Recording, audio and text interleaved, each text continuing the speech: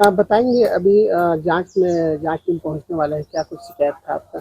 मेरा शिकायत 9 बिंदु में शिकायत था। उसमें 10 कार्य है, उसमें यानी 49,49,000 47,000 ऐसा करके 9 कार्य है। उसमें 9 कार्य में 5 कार्य उसमें यानी कि जांच हो चुका है। उसमें 3 कार्य को 1,47,000 49,49,000 का 3 कार्य का 1,47,000 को उसका रिकवरी सरपंच एवं सचिव के ऊपर निकला है।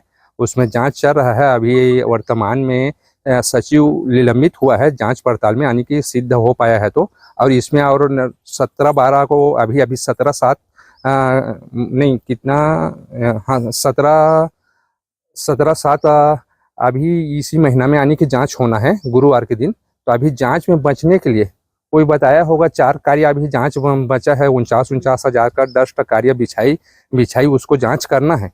तो उसमें अभी जो पूर्व सरपंच है, जांच से बचने के लिए उसमें अभी कल के डेट में यानी कि डस्ट गिराया है। और डस्ट गिराया हो वो भी यानी कि एक ट्रिप गिराया है, लगभग यानी कि एक ट्रैक्टर की कीमत 2,000-2,500 है। उसमें बिल निकला है 49,000 का। ऐसे 4 कार्य यानी कि जांच होना है। और जांच से बचने के लिए और अधिकारी यानी कि उन लोगों को कोई सलाह दिए हैं कि अधिकारी का सांठगांठ है, इसको मेरा मालूम नहीं है।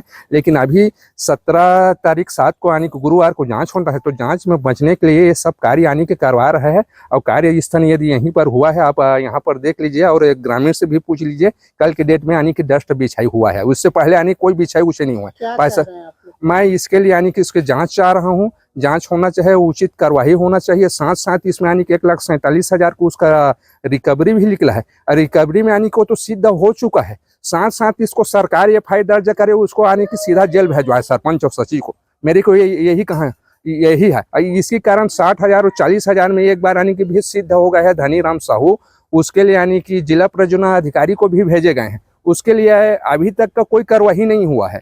इसमें पूरा अधिकारी लोग यानी कि सांठ-गांठ कर यानी कि चला रहे हैं। इसलिए मैं चाह रहा हूँ इन लोगों को जेल होना चाहिए, सरपंच सचिव को, और उचित कार्रवाई इसका होना चाहिए। मेरा यही मांग है।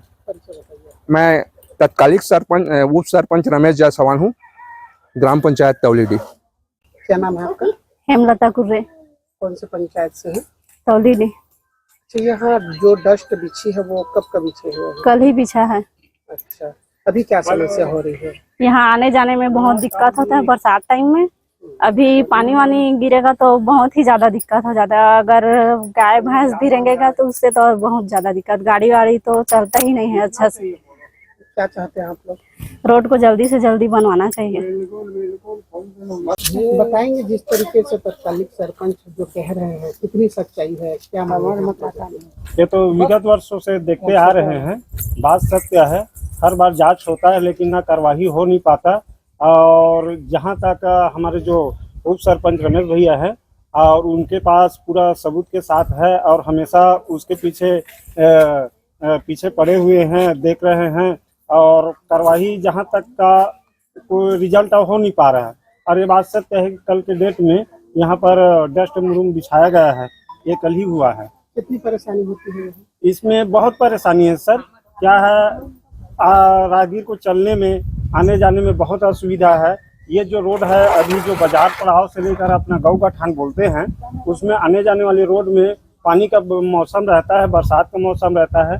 तो अपना जो बाजार चौक है उसमें भी पानी भर जा रहा था। और यहाँ से जब निकलते हैं ना तो पैदल चलने में भी बहुत परेशानी है। क्या चाह रहे हैं आप लोग? हम लोग यही चाह रहे हैं कैसे भी करके ये प्रॉब्लम सॉल्व हो जाए। और जो रमेश भैया बोले अपने कथन में वो बात सत्य है, तो कार्रवाई होना चाहिए। मैं विनोद कुमार नायक, ग्राम तौलीडी नावापारा का एक आम नागरिक हूँ।